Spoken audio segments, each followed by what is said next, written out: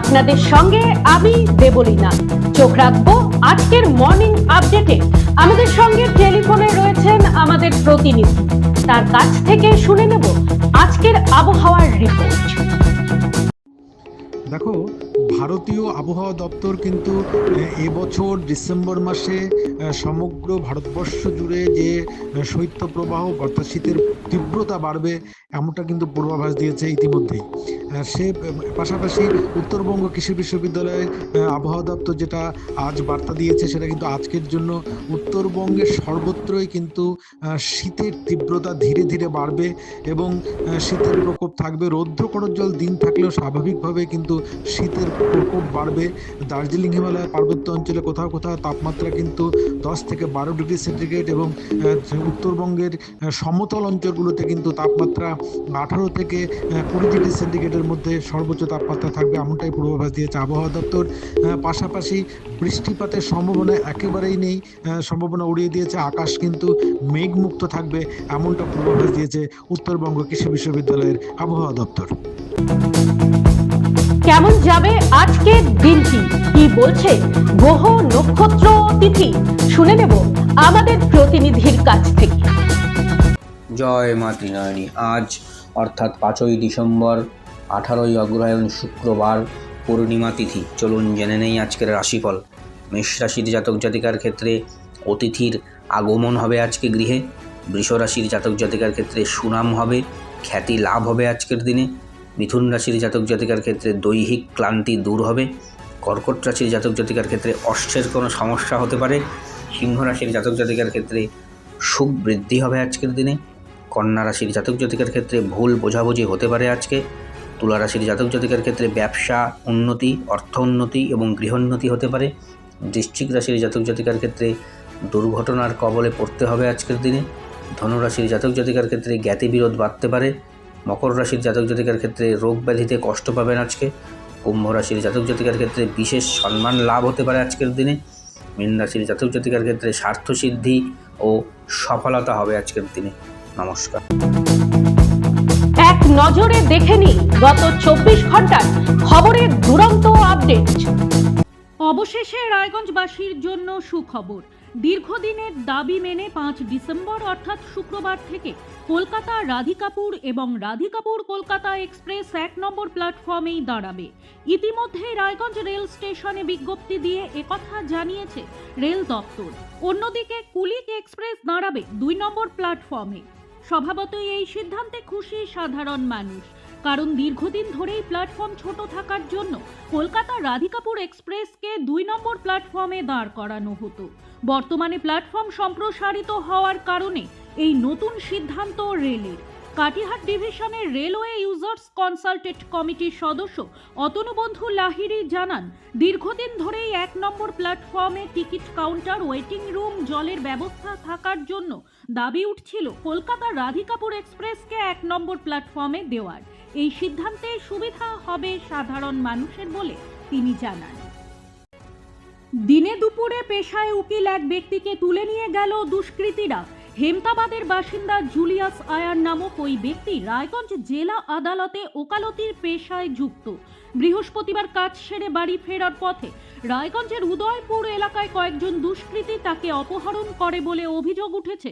দুষ্কৃতীরা একটি স্করপিও গাড়ি চেপে এসেছিলেন বলে জানান প্রত্যক্ষদর্শীরা। সেই সময় ওই স্থানে অপর এক আইনজীবী অমিত সাহা বিষয়টি দেখতে পেয়ে এগিয়ে গেলে দুষ্কৃতীরা তাকেও হেনস্থা করে। এরপর ঘটনার প্রতিবাদে আইনজীবীরা উদয়পুর এলাকায় পথ অবরোধ করে। ঘটনায় সাময়িক যানজটের সৃষ্টি হয় ওই এলাকায়। পরে রায়গঞ্জ থানার আইসির নেতৃত্বে পুলিশ এসে পরিস্থিতি নিয়ন্ত্রণ করে। তবে এ ধরনের ঘটনায় আইনজীবী সহ সাধারণ মানুষের নিরাপত্তার দিকটি আবারও প্রশ্নের মুখে পড়ল, তা বলাই বাহুল্য। এসআইআর এর কাজ খতিয়ে দেখতে রায়গঞ্জে এলেন রোল অবজারভার অশ্বিনী কুমার যাদব। বৃহস্পতিবার রায়গঞ্জের বিডিও অফিসে নির্বাচনী আধিকারিকদের নিয়ে এক দফা বৈঠক সারেন অশ্বিনী কুমার যাদব। এরপর সরেজমিনে এসআইআর এর কাজ খতিয়ে দেখতে উপস্থিত হন রায়গঞ্জের শিল্পীনগর এলাকায়। সেখানে সরাসরি ভোটারদের সঙ্গে এসআইআর এর বিষয়ে কথা বলেন, খোঁজ খবর নেন এসআইআর সম্পর্কিত কাজ নিয়ে। এরপর বেরিয়ে যান রায়গঞ্জের অন্যান্য ওয়ার্ডে কাজ খতিয়ে দেখতে। পরিদর্শনে তার সঙ্গে উপস্থিত ছিলেন রায়গঞ্জের মহকুমা শাসক তন্ময় বন্দ্যোপাধ্যায়, বিডিও কামাল উদ্দিন আহমেদ সহ অন্যান্যরা। দায়িত্ব নেওয়ার পর হেমতাবাদ থানা পরিদর্শন করলেন রায়গঞ্জ পুলিশ জেলার নতুন police super doctor Sonawane Kuldeep Suresh. বৃহস্পতিবার দুপুরে তিনি জেলা পুলিশের আধিকারিকদের সঙ্গে নিয়ে হেমতাবাদ থানায় আসেন। এরপর তিনি থানায় গিয়ে এলাকার তথ্য নেওয়ার পাশাপাশি আইন শৃঙ্খলা পরিস্থিতি নিয়ে খোঁজ নেন।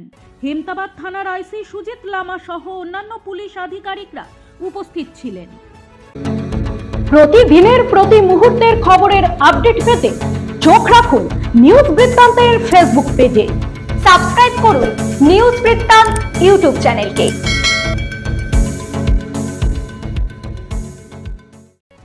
হেমতাবাদ সদর এলাকায় বিকল বিভিন্ন পথবাতি, প্রতিবাদে গণস্বাক্ষর নিয়ে বিডিওর দ্বারস্থ কংগ্রেস নেতৃত্ব।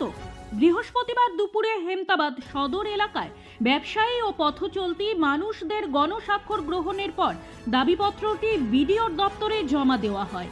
পাশাপাশি অবিলম্বে হেমতাবাদ সদর এলাকার বিভিন্ন আলো বাতিগুলি জ্বালিয়ে দেওয়ার দাবি জানানো হয়। ব্লক কংগ্রেস সভাপতি তাজিমউদ্দিন তালুকদার সহ অন্যান্য নেতৃত্বরা উপস্থিত ছিলেন এদিনের কর্মসূচিতে। হেমতাবাদ ব্লক জুড়ে স্বাস্থ্য ব্যবস্থার বেহাল অবস্থার জন্য 7 দফা দাবিতে হেমতাবাদের স্বাস্থ্য আধিকারিককে ডেপুটেশন দিল বিজেপি নেতৃত্ব।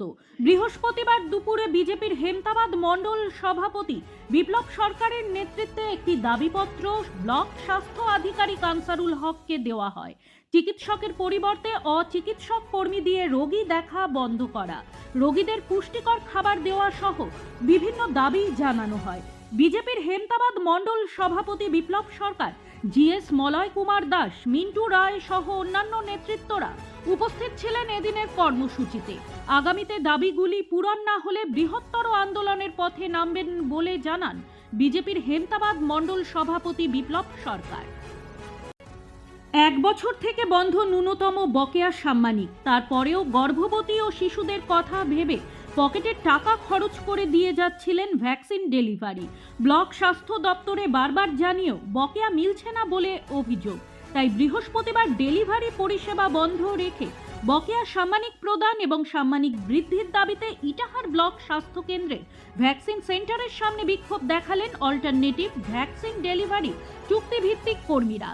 জানা গিয়েছে ইটাহার ব্লকে রয়েছে মোট 62টি উপস্বাস্থ্য কেন্দ্র। সেখানে প্রতি মাসে 4 দিন গর্ভবতী ও শিশুদের ভ্যাকসিন দেওয়া হয় ব্লক স্বাস্থ্য দপ্তরের পক্ষ থেকে। সেই ভ্যাকসিন ইটাহার গ্রামীণ হাসপাতালের স্টোর রুম থেকে ব্লকের বিভিন্ন প্রান্তের উপস্বাস্থ্য কেন্দ্রে বহন করে নিয়ে যাওয়ার জন্য নিযুক্ত রয়েছে 42 জন চুক্তিভিত্তিক কর্মী। 20 কিলোমিটারের মধ্যে থাকা উপস্বাস্থ্য কেন্দ্রে ভ্যাকসিন পৌঁছে দিয়ে এক শ্রেণীর কর্মীরা পান 90 টাকা। অন্যদিকে 20 কিলোমিটারের ঊর্ধ্বে দেওয়া হয় 200 টাকা। ফলে মাসে কোনো কর্মী পান 360 টাকা, আবার কেউ পান 800 টাকা। কিন্তু গুরুত্বপূর্ণ ভ্যাকসিনের বাক্স বহন করে পরিষেবা দেওয়ার পরেও ন্যূনতম সাম্মানিকটুকুও 1 বছর থেকে পাননি অস্থায়ী কর্মীরা। তাই বৃহস্পতিবার বকেয়া সাম্মানিক প্রদান, সাম্মানিক বৃদ্ধির দাবিতে ইটাহার গ্রামীণ হাসপাতালের চত্বরে বিক্ষোভ দেখান তারা। এ বিষয়ে ব্লক স্বাস্থ্য দপ্তরের অবশ্য দাবি, বরাদ্দ আসেনি, তাই এই সমস্যা। গুড মর্নিং বৃত্তান্ত আজ এই পর্যন্তই। ঘরে বাইরে খবরে থাকুন, চোখ রাখুন নিউজ বৃত্তান্তে। নিউজ বৃত্তান্ত, হলুদ নয়, স্বচ্ছ।